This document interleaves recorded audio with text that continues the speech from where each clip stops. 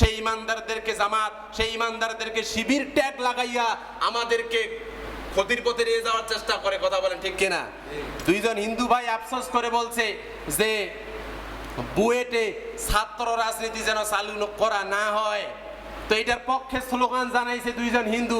ওই দুইজন হিন্দুকেও শিবিরের ট্যাগ লাগাই দিছে। ওরা বলতেছে আমরা হিন্দু হয়েও শিবির।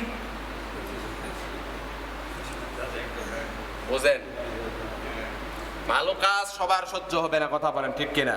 এই পৃথিবীতে আমাদের ইমানদারদেরকে দেখতে পারে না, আলেম ওলামাদেরকে দেখতে পারে না, অথচ আল্লাহ তাআলা বলছেন যারা ইহুদি খ্রিস্টান আছো, যারা পত্তলিক আছো, যারা কাফির আছো, মুশরিক আছো, আমরা যারা ইমানদার আছি এই ইমানদারদের জন্যই তারা কিন্তু আল্লাহ তাআলা নিয়ামত ভোগ করতেছে। কথা বলেন ঠিক কিনা? আল্লাহ তাআলার বিধান যখন এই পৃথিবীতে একটাও ইমানদার থাকবে না, এই পৃথিবীতে ইহুদি খ্রিস্টান নাসারা মুশরিক মুনাফিক দিয়া যখন ভরে যাবে,